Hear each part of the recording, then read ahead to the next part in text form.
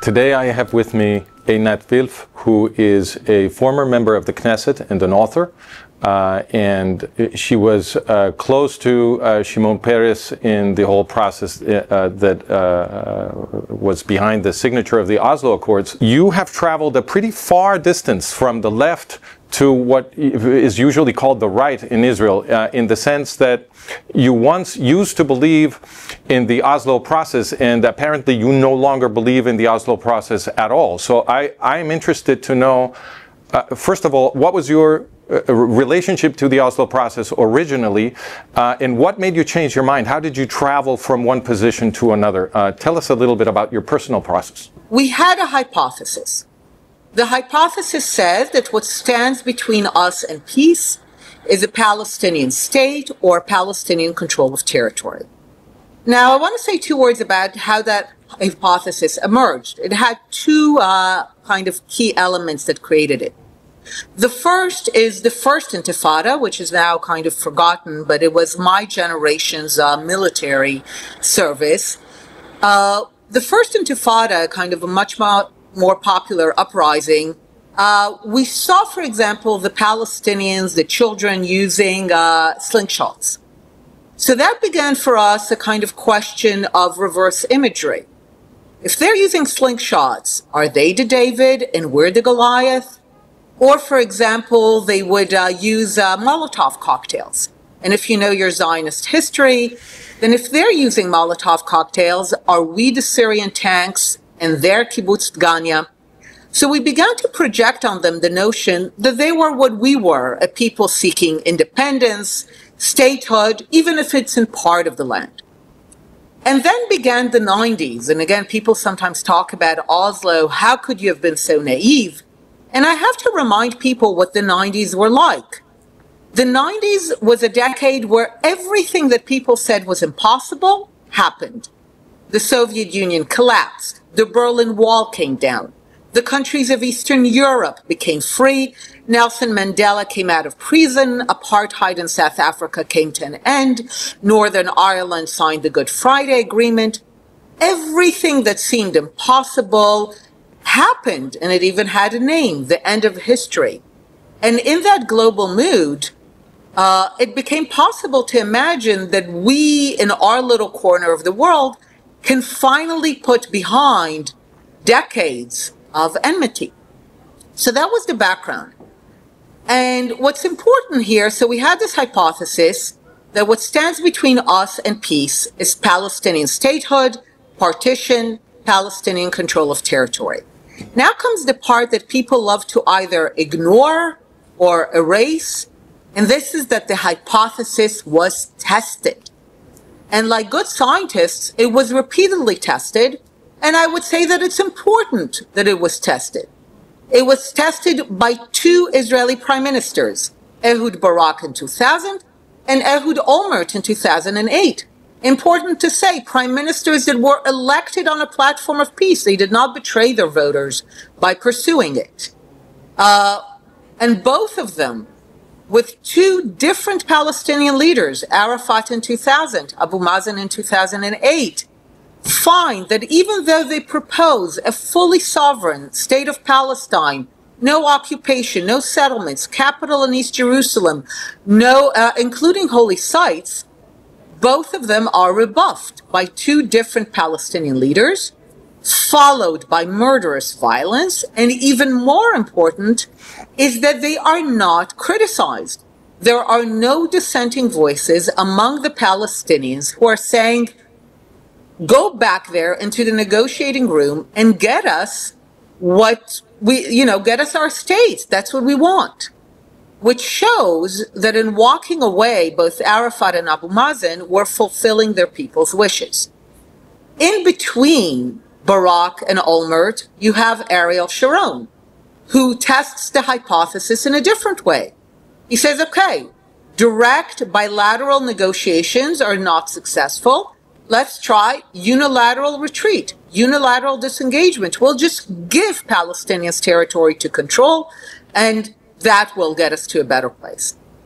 And he does it to the last square inch in a typical Sharon fashion, ruthlessly and effectively. And we know what they made of Gaza. They turned the entire strip into a weaponized landscape for the singular purpose of, in their words, liberating Palestine from the river to the sea. So we have at least a decade, if not two, even three, where the hypothesis that what stands between us and peace is Palestinian statehood, partition, Palestinian control of the land is tested in a variety of ways, and it collapses. What the Arab-Palestinian movement demonstrated then by their actions, in your view, according to the evidence of history, is that they are not interested in an Arab-Palestinian state, but in obliterating the possibility of a Jewish state. Absolutely. And not just their behavior, their words, and also they were offered full sovereign states, not just autonomy. So they rejected a full sovereign state. So in 1947, as you correctly told us, there was a double offer on the table from the United Nations. The proposal to create in Rump Palestine, what remained of the Palestine Mandate, two states, one for the Arab Palestinians, which in fact is the second state offered to the Arab Palestinians because Transjordan had already been created from the original British Mandate of Palestine territory, and that's an Arab Palestinian state, and that was created on 3/4 of the original mandate territory that had been set aside for a Jewish homeland.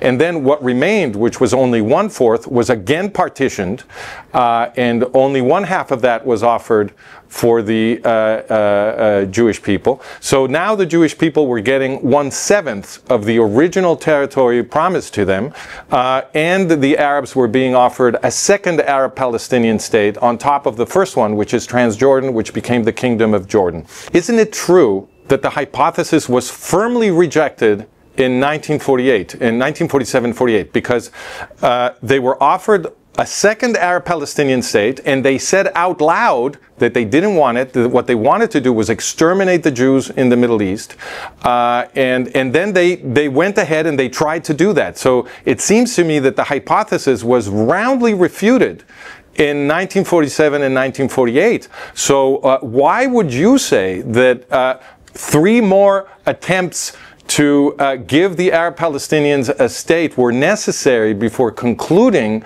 that they were not interested in a state and were simply interested in committing genocide, when they had already explained this themselves and in fact attempted to do it in 1948?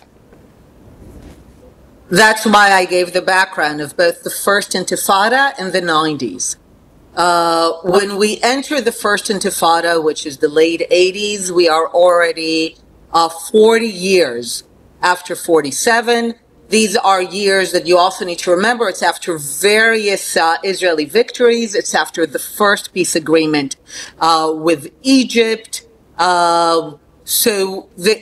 There is the beginning of a change of view. So this is why I highlighted both the First Intifada and the 90s as an era where everything you thought was reversed. So those were the two conditions that created the possibility of trying again. No one denied that this was what happened in 47, 48, but the combination of the First Intifada back, on the back of Israeli victories, which led Israelis to believe, kind of inspired by Jabotinsky's Iron Wall, that they will finally realize that there's no defeating us, that what they thought in 48, they can no longer think in 88. So the notion was that the passage of time, Israeli victories, the fact that Egypt has removed itself as a key enemy of Israel, plus the First Intifada, plus the collapse of the Soviet Union, which was the main backer of the Palestinians for decades, the fact that America was the hyperpower, the fact that all of the things that people said could not happen, that was an incredibly powerful combination that led many things to believe that now it would be different. Between 1948 and 1991, which is the Madrid Peace Conference, when these negotiations actually began, we have the year of 1974. And in the year of 1974, the PLO created a document called the Plan of Phases, in which they said that they would propose negotiations to exchange land for peace to the Israelis in order to get a chunk of the Israeli state, some piece of territory within Israel, from which they could later attempt from that position, the annihilation of the state of Israel. So this is actually an idea that came out of Mahmoud Abbas's doctoral thesis in Moscow, because Mahmoud Abbas has always had this idea that proposing peace is the way to divide Israelis right down the middle and weaken them, a false promise of peace. And if they did that and divided the Israelis, then they would be in a better position to destroy them. And also, I should mention, and this is very important, it was explained on the front page of the New York Times, and you can go check it after the interview. In 1979, the New York Times explained on its front page that the Iranian jihadi revolution was a PLO-Fatah operation. Mahmoud Abbas and Yasser Arafat were responsible for training and arming Ayatollah Khomeini's guerrillas in Lebanese training camps in the 1970s. And once those guerrillas put Khomeini in power in Tehran, they were the first dignitaries, I'm talking about Arafat and Abbas, they were the first dignitaries invited over to celebrate the revolution with Khomeini in Tehran. There are things that are clearly established in research. What you're saying, I would put a question mark on it. All the other things were established. They were known. For example, again, the Nazi origins of Palestinianism, the fact that the Arab propaganda in Arabic had a lot of impact on the movements, those were things that were known. Actually, recently we saw discussions in the government about the Oslo process. And contrary to the later mythology of Paris and Rabin as some kind of peaceniks, if you look at the protocols, you see hard-headed Mapayniks who knew exactly and were saying we are taking a risk given the opportunity, given the global mood, given the fall of the Soviet Union. It is a risk that we should take carefully. So if I understand you correctly, you are saying that the people running Israel, back when the Oslo Accords were negotiated, did inform the Israeli public about PLO-Fatah, and yet you are telling me... They didn't need to inform. You're talking as if Israelis landed in Israel in 1998 from a vacation in the Bahamas. People lived in Israel. They knew what the PLO was. They knew what the Fatah was. People served in the military. They knew what was happening, and thought, at least half of them thought, it was a risk worth taking. But okay, no one is like lying here or telling stories. Okay, so you say that nobody is lying and nobody is keeping information from the Israeli Jews. But what we saw in this interview, I remind you, is that I claim that PLO-Fatah created jihadi Iran, and you told me that you've heard about this for the first time. So I'm going to send you the New York Times article that explained the role of PLO-Fatah in the creation of jihadi Iran, the New York Times article that explained this on the front page in 1979, because I believe that establishment... That doesn't make it reality. I hope you do recognize that. The fact that they trained some people doesn't make the PLO the father of Iran. So you're denying, let me just get this on the record, are you denying that PLO-Fatah helped the Iranians create their jihadi terror infrastructure? Are you saying that? No, I'm just saying that the fact that they helped them. Do you know how many people help me in things and then decide to take credit for everything? I'm saying that if you help someone, it doesn't make you the creator of something. Okay, so Khomeini was lying when he thanked Arafat and Mahmoud Abbas for making the Iranian Revolution possible. The Iranian people were confused when they received... No, he wasn't lying. Forgive me, just a second. Just a second. The Iranian people were then confused when they received Yasser Arafat in Tehran like the Mahdi Mahdi because they thought that the Iranian Revolution had happened thanks to Yasser Arafat.